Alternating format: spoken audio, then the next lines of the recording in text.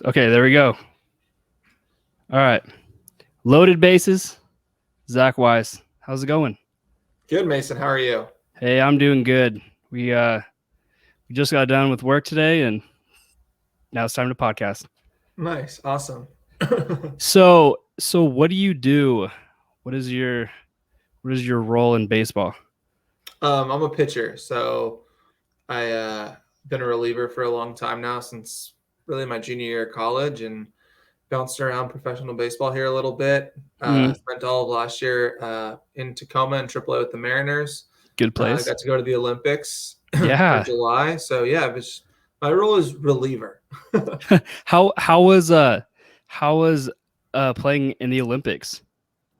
It was really cool. It was a very unique experience. I think Mhm. obviously stadiums were empty, so the games, I don't want to say like didn't have the overwhelming effect that you would have hoped, but Yeah.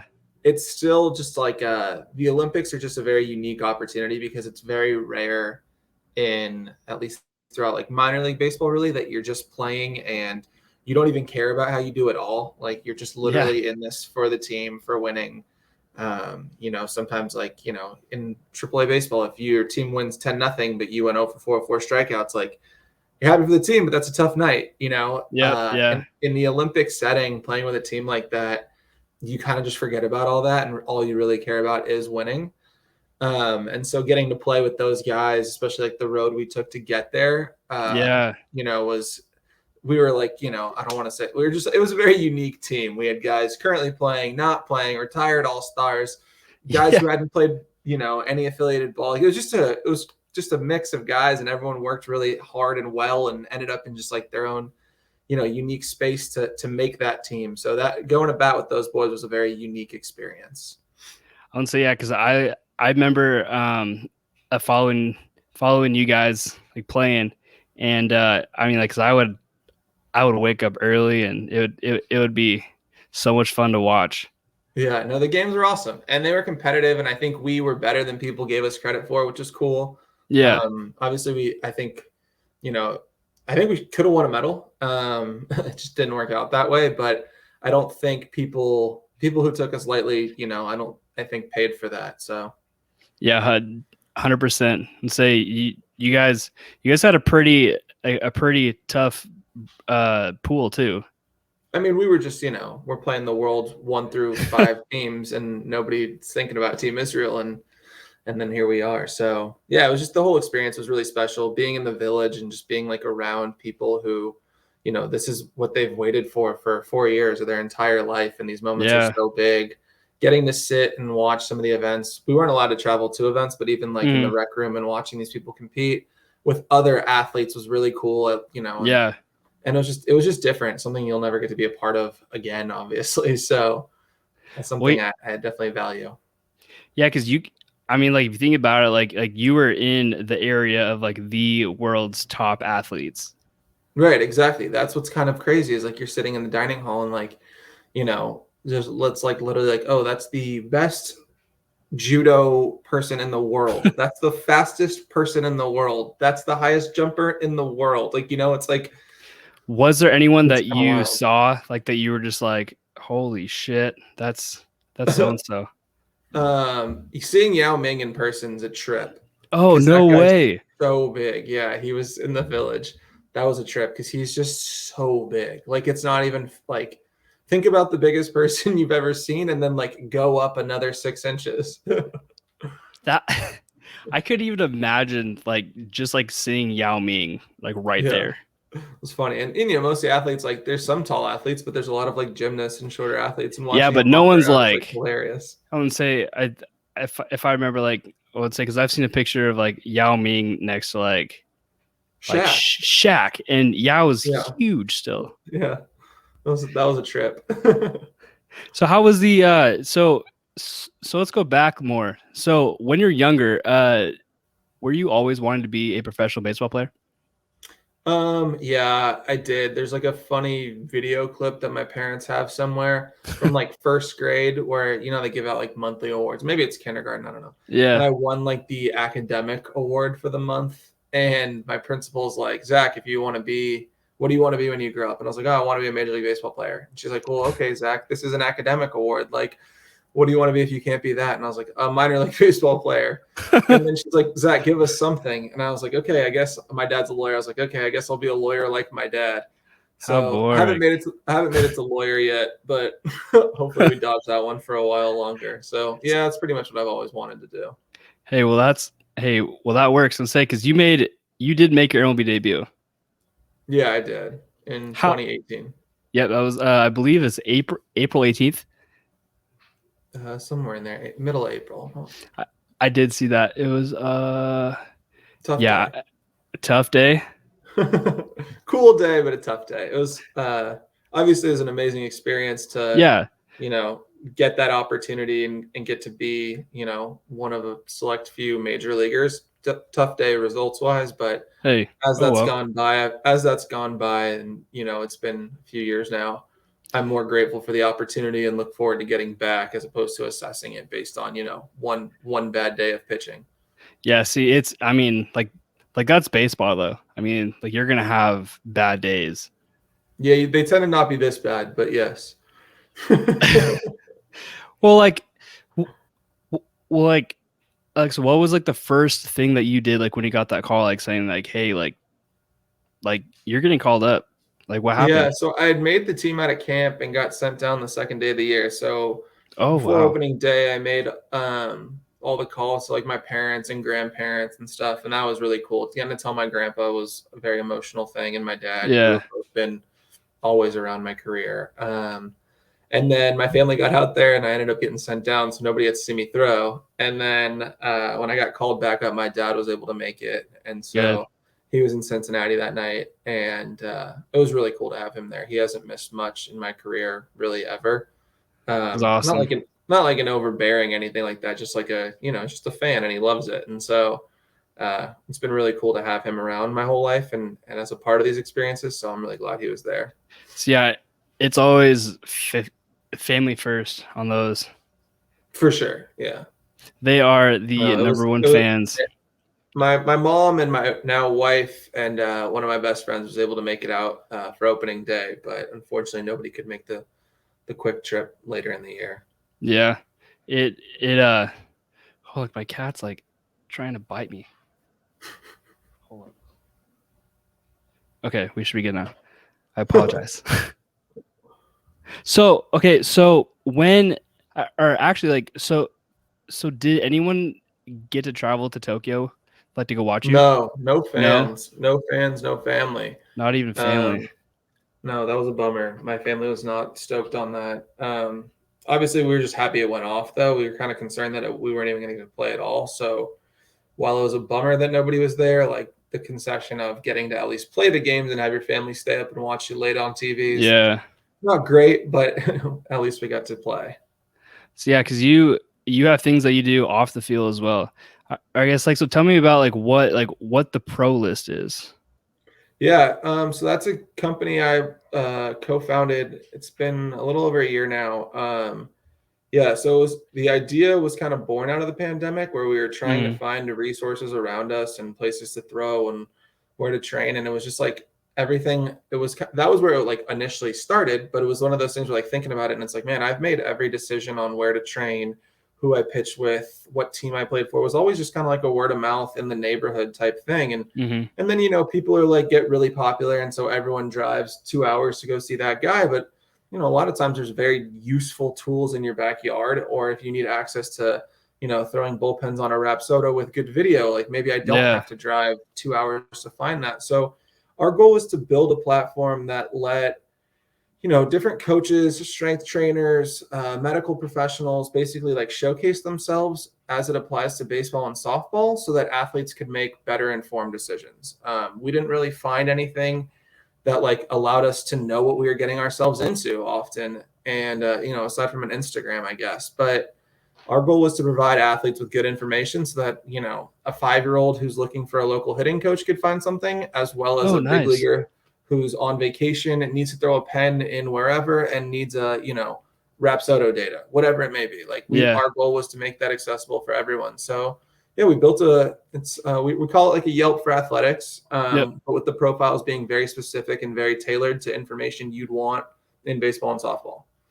Yeah, because because I've heard stories of people like during the pandemic, like they had to be super creative, like on like how to stay in shape. I mean, like the minor Yeah, leaguers, it was just like, I mean, because you didn't have like a season, so right. you had to be creative. And say, Yeah, like, so what did you do like to stay ready to go? I have like a few dumbbells here at the house. Fortunately, I live in Southern California, so we were able to get outside and go down go to the park, bring, Yeah. we had some 25s and add weight, just like find weight. Yep. I remember early on, like I was like, my wife was like on my shoulders, like we were lunging. I don't know, just like used her as weight for a little bit. But yeah, no, we got creative. I don't know. You get a lot done at a playground though. With like as far as like using swings and pull-up bars and things like that, like TRX type. And then I had like bands. So we did get creative. We were able to get outside though, which was nice. And then but yeah, this was kind of the idea kind of started there, but then when we were like thinking about it further of like, man, I can't find anything right now. My answer was like, I never know where to look to find anything. Yeah. So see if we could solve that problem.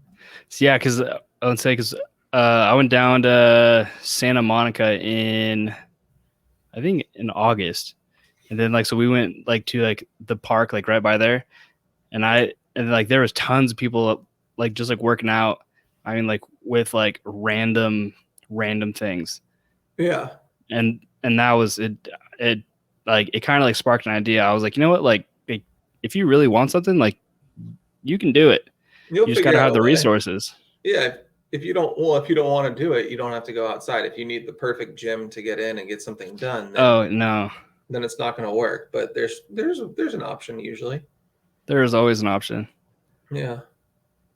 So what are you doing right now? I mean, let's say like in the off season, like what's your big goals? Yeah. So I don't know. I mean, obviously, I'm a free agent now. Mm-hmm. Hopefully, have something done here relatively soon, Yeah. and get a chance to go to spring training with somebody, and hopefully make a club next year. So, I mean, I'm kind of in a normal baseball off season, lifting. Doing. I haven't really thrown yet, but that'll start here very shortly. But yeah, kind of just, I don't know. I've got a few things that I would like to prioritize pitching wise. Yeah. I've made some good adjustments over the last year and a half, and I think it's time now to kind of take those adjustments and run with them. So, as opposed to really searching this off season, I'm going to spend more time trying to like refine what I'm doing. Yeah. But yeah, I know I have a good idea of where I want to get to come spring training, and hopefully find an opportunity with somebody to showcase that. So yeah, because like I wish I knew that you played for Tacoma, because I would have drove 2 hours. Like yeah, like I would have drove like 2 hours to come watch you play. Where are you?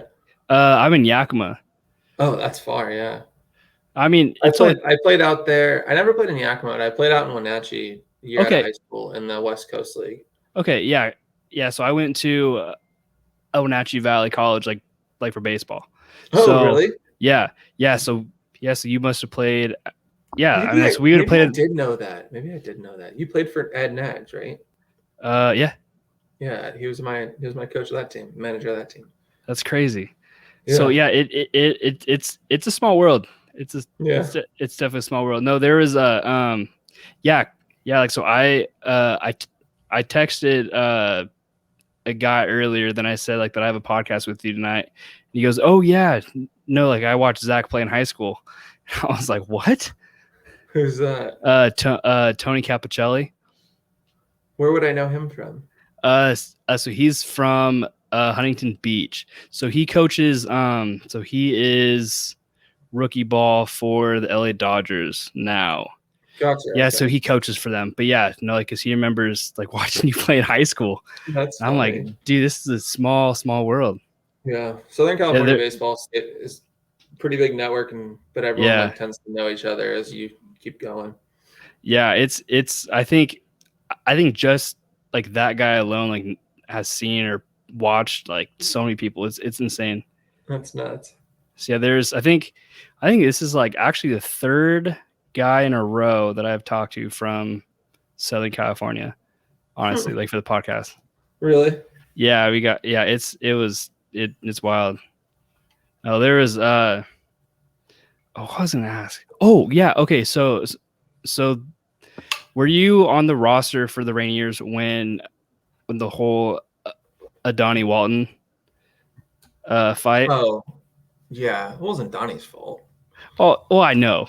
I mean, like I had Donnie like on the podcast too, and then I asked him like the whole entire thing, and then I got like his side of the story. Yeah. Now, like from being the bullpen, like I want to hear your side of the story for that one. I mean, when we saw the ball go up and saw what Ramos did, I had a feeling that the benches were going to clear. I hadn't been there.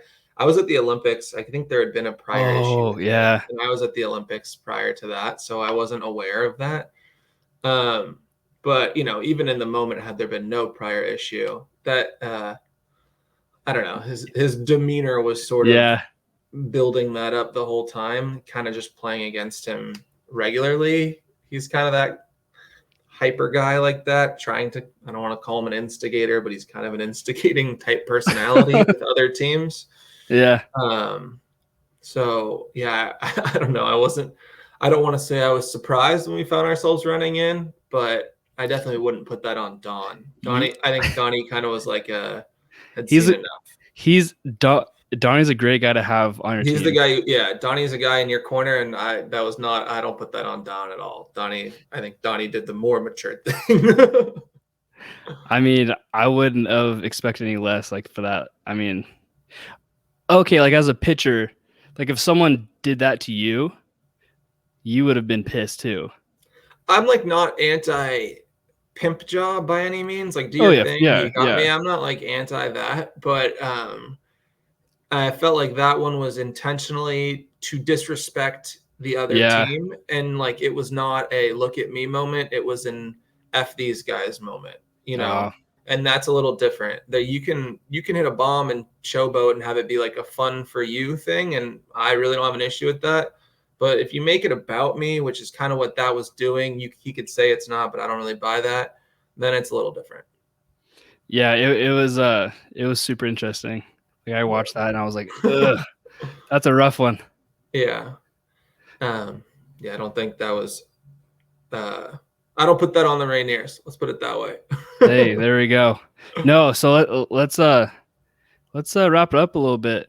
So Zach, okay, so let's say that there is a little kid that wants to be a professional baseball player, Mm-hmm. and everyone else is saying, well, no, like that is not possible. Right. What would you tell that little kid? Um, this is kind of my MO with anything Yeah, is you have to like know what you want and you have to be real about what you're doing. So if you have this dream of being a professional baseball player, but you're not really doing everything to make it happen, yeah, you shouldn't really do it because it's just too challenging. There's too many other guys want it. It's a popular dream. It's yeah. Oh hard. yeah, It's hard to stick around. You have to be talented, but you also have to continue to improve. But that being said, if it's what you want, that's all that's going to make you happy. So my advice would be if it's what you want to do and you're serious with yourself, commit everything to it and go do it. Be serious with yourself. Don't like lie to yourself and say you did enough when you didn't do enough, or don't think that, oh, that player did that, so that's how I'm going to get there. It might not be your path. yeah, So kind of my MO with any of this stuff is if you're serious about it, then 100% you should pursue it because I think it's what's going to make you happy. But if you but don't like lie to yourself and start to yeah. finagle it. Be honest, and just I've go you've played for with it. plenty of guys who talk a big game about things, and I'm kind of a culprit of this in other aspects of my life where I'm Yeah, not like super passionate about things. So I'll say I want to do them, and then I'll start them, and I don't finish them because it's not really what I'm committed to, yeah, right? And it's kind of a waste of time. But I never feel that way about baseball because I love it and I think I'm good at it and it's what I want to do. And so I never feel this waste of time with that. So I just think it's important that kids are real with themselves. And if it's what you want to do, man, by all means, you should go because it's fulfilling, it's fun, it's a joy to do when it's going good. And even the grind when it sucks, I don't yep. hate. But make sure you want it. And if you do, then you go. So yeah, baseball is more than just a game. It's a lifestyle. What Yeah. can we say? I Well, just think, yeah. so I don't Zach, want. Did that sound discouraging? I don't want to no, oh discourage no, no, people. no, no, no. Oh no, that I'm is just trying to be honest. real with you. Hey, see, and that's what I like, and that's what I like about, I guess, like my podcast is that like I want people to be real instead of just like the fake about it. I like the real answers and I like the real situations and then like the real stories. Yeah. And Zach, you nailed it. Thank you so much Of for course, being on. Mason. Well, have a great night. You too, man. It was nice to meet you. Oh yeah, you too. That's funny about Wenatchee, but yeah, give the More Than Baseball guys my best. Always. Thank you so much. Of course. Take care, man. All right, have a good night.